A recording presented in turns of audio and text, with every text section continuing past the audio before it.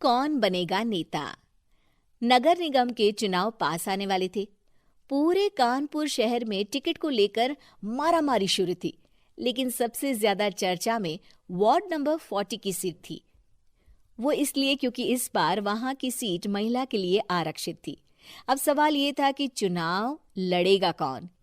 इससे पहले ठाकुर साहब वहां से पार्षद थे और इस बार उन्होंने अपनी पत्नी सीमा ठाकुर को टिकट दिलवाई और ठाकुर साहब की शान के कारण सीमा जी ने 20,000 वोटों से चुनाव जीत लिया। अरे बधाई हो सीमा भाभी, अब तो आप वार्ड की पार्षद बन गई हैं। अब तो हमारे काम आप ही करवाएंगी। अरे ये तो सिर्फ नाम की पार्षद बनी है, वो तो महिला सीट आ गई, वरना पार्षद तो मुझे ही बनना था। अब भले ही चेहरा इसका होगा, लेकिन पावर तो मेरी ही होगी। अरे वाह भाई साहब, क्या दिमाग लगाया है आपने भी। आइए आप लोग, खाना लगा दिया है सबके लिए। सीमा जी पार्षद बन चुकी थीं, फिर भी उनकी एक ना चलती। सारे काम ठाकुर साहब खुद ही संभाल लेते और जहां जरूरत पड़ती वहां सीमा जी का अंगूठा लगवा लेते। सीमा जी ज्यादा पढ़ी लिखी भी नहीं थी। एक दिन ठाकुर साहब और सीमा एक प्रोग्राम में जाते हैं। अरे ठाकुर साहब, आप आ गए। ओहो, पार्षद मैडम भी आ गई हैं। स्वागत है आप दोनों का। लगता है हमारे पार्षद फंड का सही इस्तेमाल हो रहा है।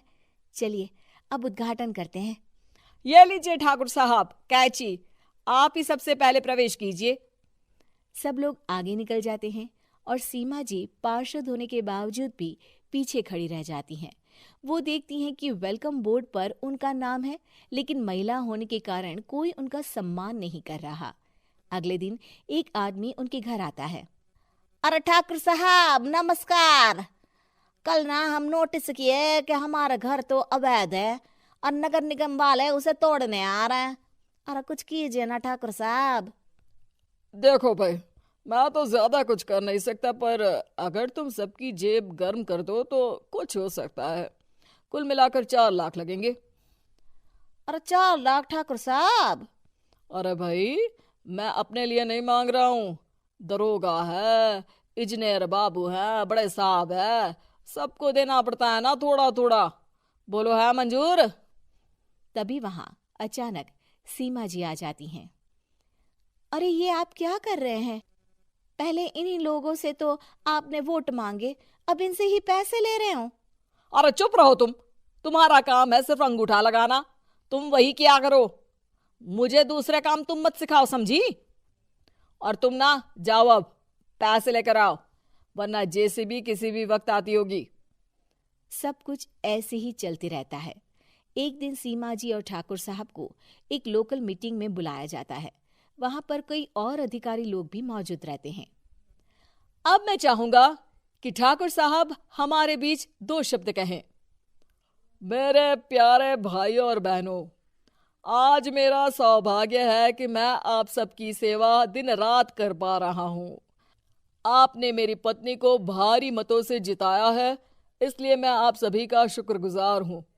मैं आप सबसे वादा करता हूँ कि हमेशा की तरह हमारे वार्ड में किसी को कोई तकलीफ नहीं आने दूंगा। सभी लोग तालियां बजाने लगते हैं। अब मैं माननीय पार्षद मैडम को स्टेज पे बुलाना चाहूंगा। अपने नाम को बुलाया सुनकर सीमा जी एकदम चौंक जाती है। उन्हें बिल्कुल उम्मीद नहीं थी कि इतनी बड़ी जगह उन्हें मंच पर बुलाया जाएगा। जैसे तैसे वो मंच पर चढ़ती हैं। ऊपर जाते ही सीमा जी को सारी पुरानी बातें याद आ जाती हैं कि किस तरह उनके पति उन्हें कभी भी आगे बढ़ने नहीं देते और उनके नाम से गलत काम करते हैं। वो बोलने लगती हैं। मैं आपके वार्ड की पार्षद सीमा हूँ। आप में से बहुत कम लोग ही मुझे जानते होंगे, क्योंकि इससे पहले मुझे कभी ऐसा मौका ही नहीं मिला।